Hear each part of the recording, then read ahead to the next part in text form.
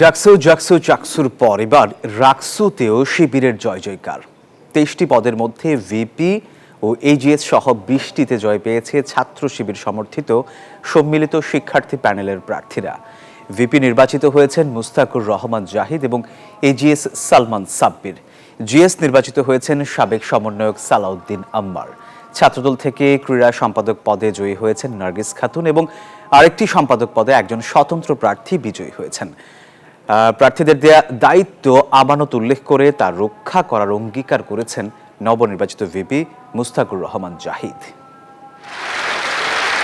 রাজশাহী বিশ্ববিদ্যালয় কেন্দ্রীয় ছাত্র সংসদ, হল সংসদ ও সিনেট ছাত্র প্রতিনিধি নির্বাচন 2025-এ কেন্দ্রীয় ছাত্র সংসদের 23 পদের মধ্যে 20টিতেই জয়লাভ করেছে ছাত্র শিবির সমর্থিত সম্মিলিত শিক্ষার্থী জোট। শুক্রবার সকাল 8:30টার দিকে কাজী নজরুল ইসলাম মিলনায়তনে আনুষ্ঠানিকভাবে এই ফলাফল ঘোষণা করেন প্রধান নির্বাচন কমিশনার এফ নজরুল ইসলাম।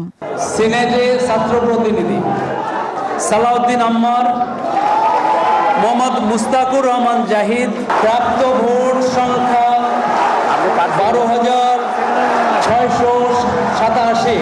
শেখ নূর উদ্দিন আবিদ পেয়েছেন 3,397 ভোট। 12,687 ভোট পেয়ে ভিপি পদে নির্বাচিত হয়েছেন ছাত্র শিবির সমর্থিত সম্মিলিত শিক্ষার্থী জোটের মোস্তাকুর রহমান জাহিদ। আর 11,537 ভোট পেয়ে জিএস পদে জয় পেয়েছেন আধিপত্য বিরোধী ঐক্য প্যানেলের সালাউদ্দিন আম্মার। এজিএস হয়েছেন শিবিরের এসএম সালমান সাব্বির। তিনি পেয়েছেন 6,978 ভোট। ছাত্রদল সমর্থিত প্যানেল থেকে ক্রীড়া সম্পাদক পদে জয়ী হয়েছেন নার্গিস খাতুন। আর বিজ্ঞান ও প্রযুক্তি সম্পাদক পদে জিতেছেন স্বতন্ত্র প্রার্থী তোফায়েল আহমেদ তোফা।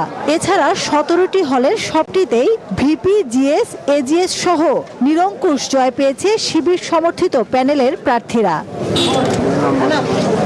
বসুন্ধরা টিস্যু, অশুদ্ধতার বিরুদ্ধে এক বিন্দুও ছাড় নয়। উপাচার্য বলেন, যারা নির্বাচিত হয়েছেন তাদের অতি রাজনীতি করা থেকে বের হয়ে শিক্ষার্থীদের জন্য কাজ করতে হবে। এখন পর্যন্ত তো আমাদের মনে হয় যে যথেষ্ট ভালো, সুষ্ঠু এবং স্বচ্ছতার ভিতর দিয়ে এটা হয়েছে আর কি। সামনে যারা করবেন তারাও এভাবেই করবেন, সেটা আমরা প্রত্যাশা করি আর কি। পরে বিজয়ী প্যানেল সংবাদ সম্মেলনে জানায়, পরাজিতদের সাথে নিয়ে ইশতেহার অনুযায়ী একসাথে কাজ করবেন দলীয় পরিচয়ের বাইরে এসে। নির্বাচনে জয় পরাজয় স্বাভাবিক।